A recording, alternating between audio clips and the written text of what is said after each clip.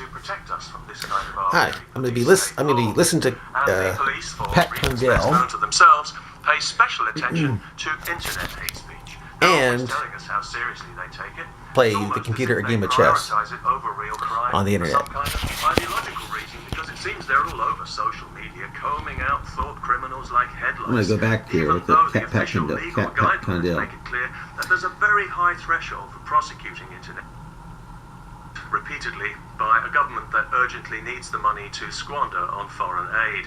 So they no longer have the ability to fully investigate certain crimes like burglary, assault and vandalism, as they need to focus their dwindling resources on more important things like threatening law-abiding people on the internet. I'm white, the computer is black. It's become quite the thing for UK police to issue Orwellian warnings on social media that we'll be arrested if we engage in something called hate speech. It's the first thing we hear from them after every Islamic massacre. Well, see for yourself. There'll be another one soon. Hate speech is free speech that hurts people's feelings. It's illegal in Britain because we don't have a First Amendment to protect us from this kind of arbitrary police state law. And the police, for reasons best known to themselves, pay special attention to internet hate speech. They're always telling us how seriously they take it. It's almost as if they prioritize it over real crime for some kind of ideological reason, because it seems they're all over social media, combing out thought criminals like headlights, even though the official legal guidelines make it clear that there's a very high threshold for prosecuting internet hate speech, and that it should only be done in very exceptional circumstances. So you have to wonder why police pay such close attention to it, and why there have been so many arrests, even though it's easy to block people on social media, and nobody has to hear from anyone they don't want to. Thousands of people have been arrested in London alone over the last 5 years for comments posted online, while burglaries and other crimes, physical crimes, that actually hurt people are being ignored. Now, what do you think could account for such twisted priorities? Officially, free speech becomes hate speech when it's perceived by the victim, for want of a better word, or any other person, to be motivated by hostility or prejudice based on a single characteristic. Now, hostility is not defined precisely, but according to police, it can include unfriendliness or dislike. So quite a broad brush then, or a wide net, depending on how you want to look at it. And the perception of the victim is the defining factor. Whether you're charged with a hate crime or not, and hate speech is a hate crime, depends entirely on somebody else's subjective feelings about the situation, whether it's the alleged victim or somebody else, maybe a passerby who had nothing to do with it, but who just decided to stick their oar in anyway, or maybe even the arresting officer, who may well have progressive views of their own. You see, it doesn't help that hate speech law is framed in loose, subjective terms that, intentionally or not, give police officers discretion to consider their own political views before deciding whether to make an arrest. It all depends on whether, in the officer's judgment, alarm or distress is likely to be caused. If the answer is yes, well then it's hate, even when it isn't. And now you're a criminal, even though you're not, because PC Progressive doesn't like your politics. And, according to the Crown Prosecution Service, when charging somebody with a hate crime, there is no need for evidence to prove the aggravating element. Now there's a phrase to ponder in this free society of ours. No need for evidence. The law has gone all progressive, and now hurt feelings are all that's required for us to be arrested as criminals. Eliminating the need for evidence provides a handy shortcut to justice. Social justice, that is, or progressive cultural Marxism, if you prefer. But when the law has to resort to such flimsy grounds, well, you know there's an agenda of urgent suppression, because irresponsible politicians have created a volatile society where a lot of people are very angry, and rather than address that anger and deal with it honestly, they prefer to suppress it so that it comes out later in more harmful ways, which it will, of course. A child could see it, but they choose not to because they don't have the wisdom they were born with.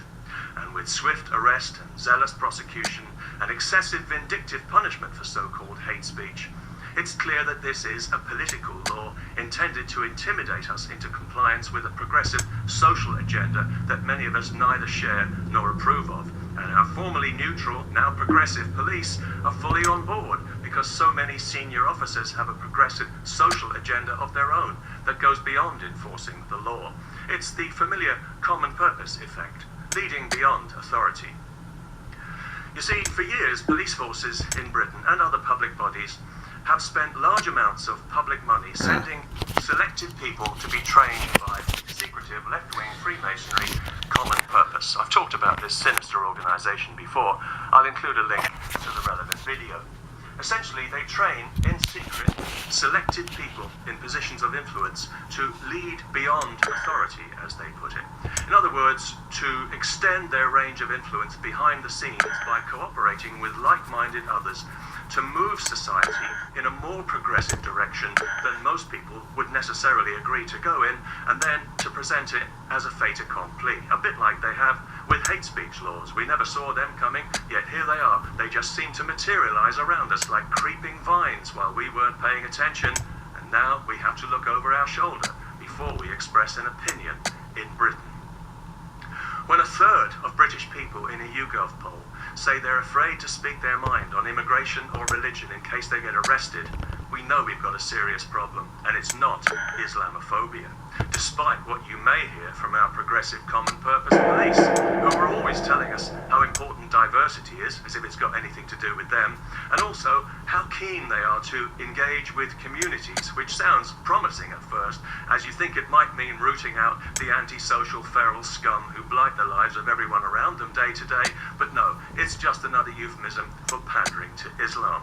Recently, Lincolnshire police were so keen to engage with communities that despite their lack of funds, they found the money to make a video literally promoting Islam in the UK, leading beyond authority and then some. I think most people would say that the best way for police to engage with communities is to enforce the law in a way that makes people understand clearly that this is Britain, not Pakistan or Somalia. Yet only 5% of Muslim so-called honour crime is ever prosecuted. Earlier this year, when a Sikh police officer spoke out about it, he was disciplined for telling the truth.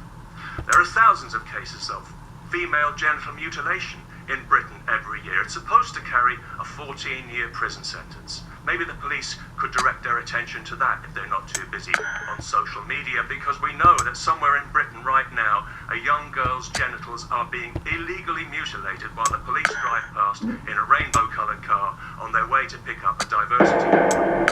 Hundreds of Islamic State terrorists are walking our streets right now, unarrested and undeported. We're all just I was trying to move it to the 8th, and yet it didn't do it. So I can't win this one.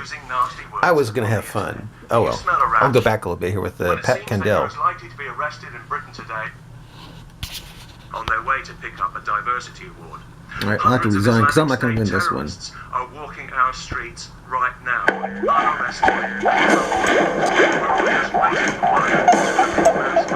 While our police and prosecution service obsess about law-abiding people using nasty words on the internet.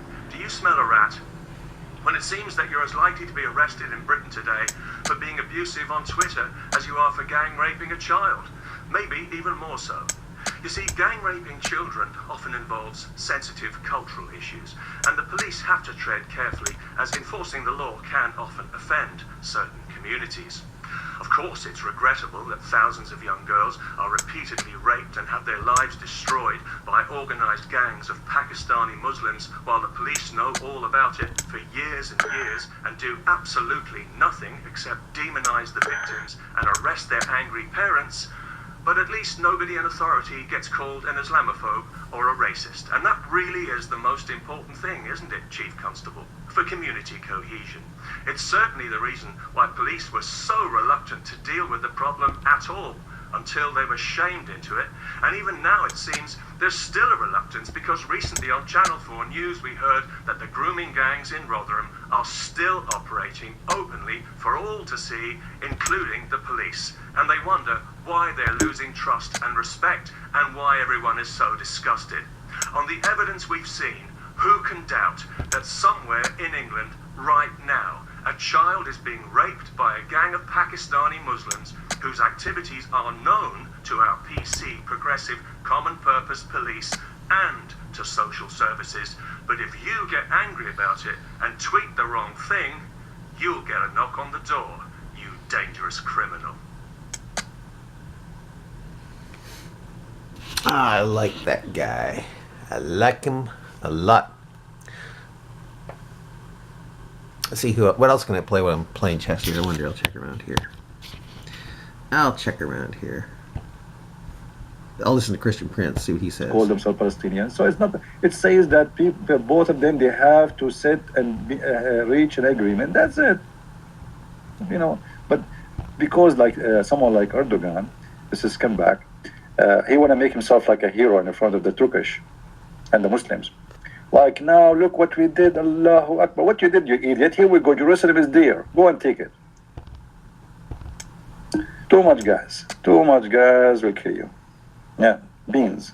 But Muslims usually they eat too much eggs. Anyway, I'm watching the news, and sometimes the news is funny and stupid. And people they make something like they make it look big when it is nothing. If you go and see right now how many times the United Nations voted against Israel, not the last one it was not against anyone. You will believe it how many times. But here we go, Israel is there. Take the vote and make a tea with it. I don't have a Christmas. You guys have a family, you go around. For me, I'm here. My Christmas is what I do. Merry Christmas to everybody. Yeah.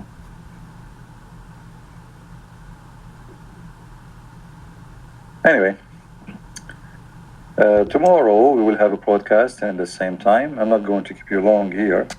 Let us see what Mr. Adrian is saying in this video. If a man wants to marry his daughter, if 3 people want to get married, what's the argument? We have broken down the fence. Everything can be acceptable now in marriage. But we must... Yeah, they're meeting this winter. Except my speech, the whole meeting is about family. To keep the value of family, etc.